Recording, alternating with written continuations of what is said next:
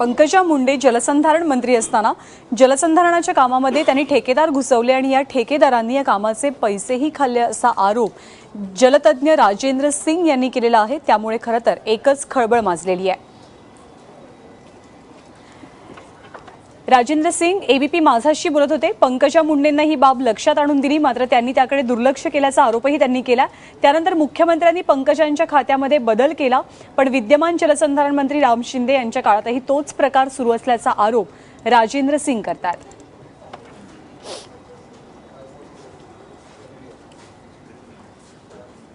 त्या सगळ्या संदर्भात राजेंद्र सिंग यांचं नेमकं काय म्हणणं आहे आम्ही जाणून घेतलं। पाणीवाले बाबा माझ्याबरोबर आहेत आणि यावर्षीचा जलयुक्तचा अनुभव फारसा एन्करेजिंग नाही आहे। बहुधा पाऊस चांगला पडला म्हणून लोकांचा उत्साह कमी होतो की काय असं दिसतंय। आणि ती गव्हर्नमेंटची जी मेकॅनिझम आहे ना की ज्यातनं तुम्हाला रिपोर्ट्स सातत्यानं सरकारला द्यायला लागतात की इतकं ते काम झालेलं आहे तितकं काम झालेलं आहे, एक छोटीशी कुजबूज आहे की ज्या पद्धतीची रिपोर्टिंग सरकारकडे होती है ती कदाचित प्रत्यक्षात त्यातल्या जमिनीचं वास्तव नहीं है। मैंने ये भी देखा है पिछले 2-3 हफ्ते से आपकी जो भी न्यूज़ आई है वो थोड़ी सी अलग है, सूर उसके जो अलग है। पहले आप उसको प्रेज करते थे जलयुक्त शिवार को, आज थोड़ी सी आपको भी लगता है कि उसमें कुछ दिक्कत है? देखो, मैं जलयुक्त शिवार को जब प्रेज करता था, अभी भी करता हूँ, लेकिन जलयुक्त शिवार में जो कमियाँ थोड़ी आई हैं उन कमियों को ठीक करने के लिए थोड़ा मैं जो बोलता हूँ वो लगता है लोगों को कि ये अब जलयुक्त शिवार के खिलाफ बोल रहे हैं, बट वो खिलाफ नहीं होता। जो चीज़ें बिगड़ रही हैं या जो चीज़ें खराब हो रही हैं, जैसे जलयुक्त शिवार जब हम लोगों ने शुरू किया तब हमने एक बात तय की थी कि इसमें ठेकेदारी नहीं होनी चाहिए।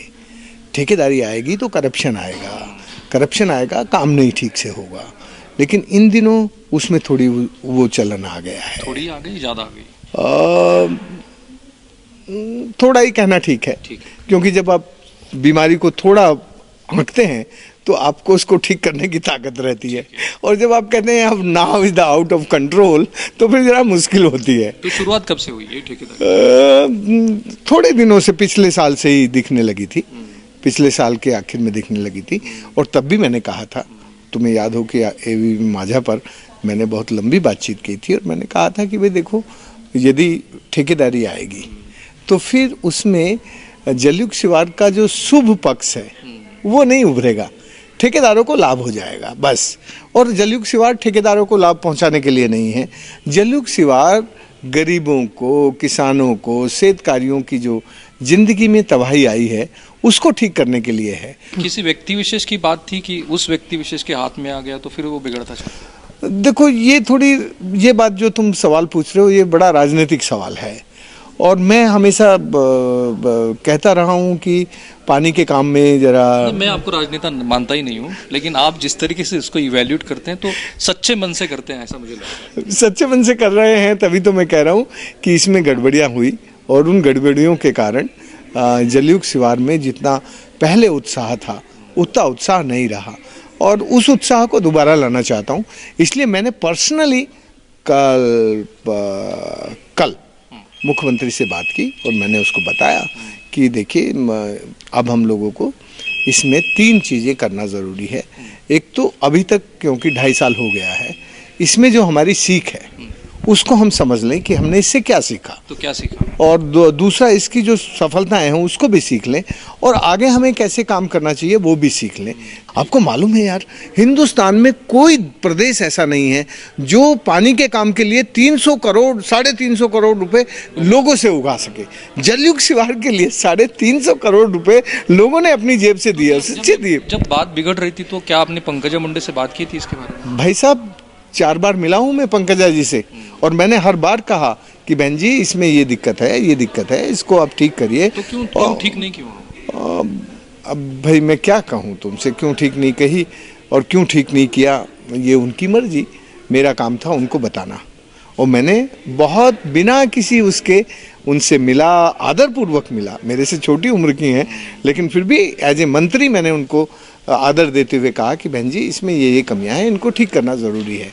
वो ठीक नहीं हुई तो गड़बड़ हो। बड़ा आश्चर्य लगता है, क्योंकि जब वो क्लेम कर रही थी, सगळ्या महाराष्ट्राला माहिती की पंकजा मुंडेंचं असं मत आहे की जलयुक्त शिवारमधलं यश आहे त्यांचं यश आहे, वो हमेशा ये कहती थी कि जलयुक्त शिवार में जो भी मिला है आज महाराष्ट्र को तो वो उनका खुद का क्रेडिट है, लेकिन आप जो कह रहे हैं वो बिल्कुल कॉन्ट्राडिक्ट हो जाता है। देखिए भाई, जो नेता होते हैं ना, उनको क्रेडिट लेने की बड़ी चाह रहती है और वो ये सोचते हैं कि जो उनको मिलता है वो क्रेडिट से मिलता है। मैं तो नेता नहीं हूँ, इसलिए मुझे तो ये कहने की जरूरत नहीं है कि जलयुक्त शिवार का प्रणेता मैं हूँ। ये आपको जब लगा कि ये बिगड़ने लगा है तो वो कौन लोग थे, उनके आजू बाजू के लोग थे जो ठेकेदार बने हुए थे और उनको फेवर किया जा रहा था? इसीलिए हुआ। तो आपने ये बात उठाई? मैंने बराबर उठाई, नाम के साथ भी उठाई और मुख्यमंत्री को नाम के साथ बताया भी। ऐसा नहीं कि नहीं बोला हूँ। मतलब पंकजा के बाद आप उनके भी पास गए थे, उनको भी बोला था? पहले भी बोला और पंकजा जी से तो मैं मिला ही, उनके दफ्तर भी जाके मिला। वो भी मुझे बहुत आदर से बुलाती थी, ऐसा नहीं। और मैंने उनको जाके समझाया भी, मुझे उम्मीद थी कि ये ठीक हो जाएगा, ठीक नहीं हुआ। फिर उनके बाद भी ठीक नहीं हुआ। देखो, केवल मैं पंकज राम शिंदे आए हैं। हाँ, अभी भी ठीक नहीं हुआ। अभी तो बिल्कुल ही नहीं चल रहा है। जलयुक्त शिवार इस वक्त बिल्कुल नहीं चल रहा है, कहीं भी जलयुक्त शिवार के काम नहीं चल रहे हैं। मैं 3 जिले आज देख के आया हूं, तो मैं ये कैसे कह दूं कि भाई वो बहुत अच्छा चल रहा है और पंकजा जी ने खराब किया था, अब शिंदे साहब ठीक कर रहे हैं ना। पहले ये बिगड़ गया था। शुरुआत बहुत अच्छी हुई थी, जोर से बड़े धमाकेदार। हम सब लोग बहुत खुश थे कि भाई एक अच्छा काम शुरू हो रहा है और इस काम में से देखो करप्शन मिट जाएगा, सब ये और अच्छे काम होंगे। उस वक्त फीलिंग थी हमारी ये, और पहला साल बहुत उत्साह में किया। तुम देखोगे कि मैंने अपने पूरे टाइम का 30% टाइम केवल और केवल महाराष्ट्र को दिया और महाराष्ट्र के सब जिलों में गया।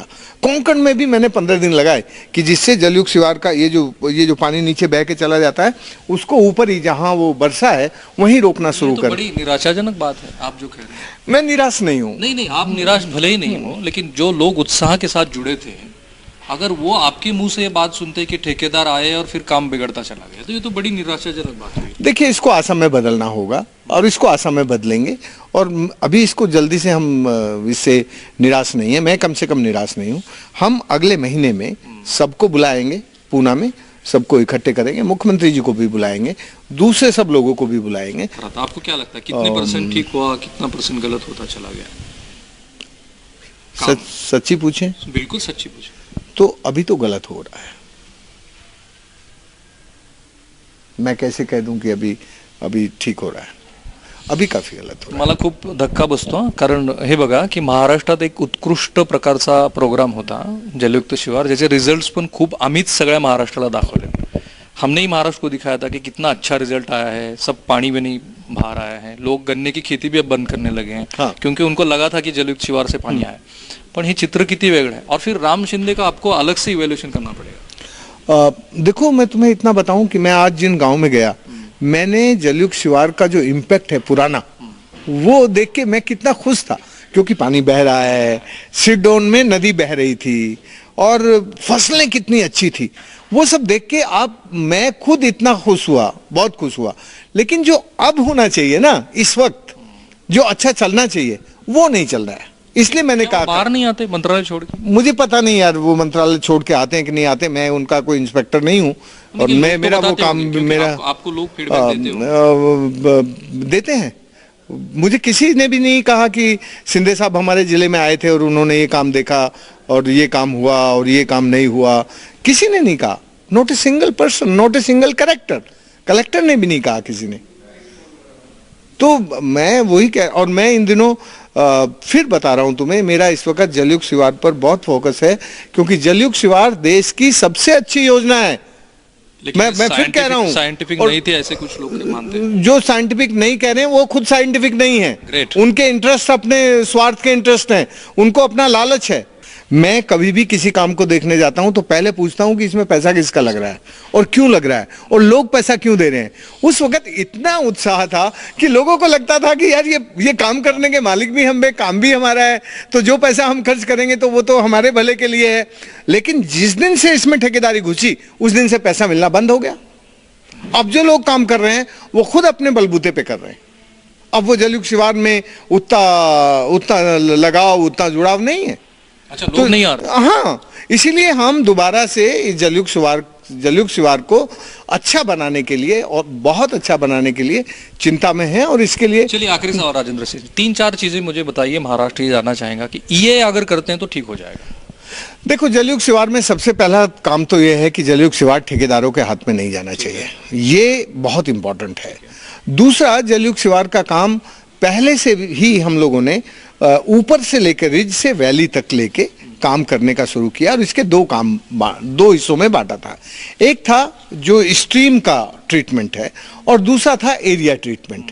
एरिया ट्रीटमेंट में खेतों की मेड़बंदी का काम था और जो ऊपर से मिट्टी कट के जा रही थी उसको ऊपर रोकना, ये तो एरिया ट्रीटमेंट में था। और दूसरा था ड्रेनेज मैनेजमेंट।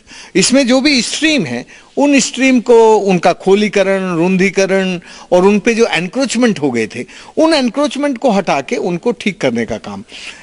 मैं इतना कह सकता हूं कि महाराष्ट्र की हिस्ट्री में ये पहली बार हुआ कि लोगों के खेतों में से कब्जे लोगों ने अपने आप हटाए। 2 चीजें हो गई। हाँ, और 2 चीजें और 2 चीजें ये है कि ये जो अभी हमने नए रिवर के खोलीकरण और रुंधीकरण किए, उन पे दोनों साइड में यदि हम बांस के वो लगा दें, हरियाली लगा दें, तो ऊपर से जो इरोजन है वो नहीं होगा कभी भी। फिर सैकड़ों साल ये जो स्ट्रीम है वो सस्टेनेबल उनका एक तरीका हो जाएगा। और चौथी जो आखिरी चीज बहुत जरूरी है वो ये है कि ये जो हमारा फसल चक्र है, ये फसल चक्र हमारे वर्षा चक्र के साथ जुड़ना ही चाहिए। यदि हम फसल चक्र पे ध्यान नहीं देंगे तो हम कितना भी पानी का काम कर ले बेपानी हो जाएंगे। गन्ने की बात मैं कहूंगा तो महाराष्ट्र के लोग जरा थोड़े दुखी हो जाते हैं, सेंसिटिव हो जाते हैं। इसका सबसे साइंटिफिक तरीका यही है कि भाई जहां जितनी बारिश होती है उस बारिश का क्वांटम देख के वैसा ही फसल चक्र अपने को डिसाइड करना चाहिए। जहां ज्यादा बारिश होती है वहां तुम गन्ना बोलो, क्योंकि मैंने जब पिछली बार, तुम्हें मालूम है, सारा महाराष्ट्र मेरे खिलाफ हो गया कि भाई ये गन्ना हमारा कैसे बंद करेगा। मैं गन्ना बंद नहीं कर रहा यार, मेरे खुद के खेत पे गन्ना होता है तो मैं दूसरों का गन्ना कैसे बंद करूंगा। मैं केवल ये कह रहा हूं कि गन्ने में ज्यादा जल का दुरुपयोग मत करिए, जल का सदुपयोग करिए। गन्ना उगाना है तो उगा लीजिए, पर ऐसे पानी को बर्बाद मत करिए। Thank you so much. आता यांनी सांगितलेल्या गोष्टीनंतर जलयुक्त शिवारच्या एकूण इव्हॅल्युएशन विषयी काही वेगळं बोलायची गरज आहे मुख्यमंत्री महोदय? कॅमेरामन काकासाहेब कांबळेसह राहुल कुलकर्णी, एबीपी माझा, तुळजापूर.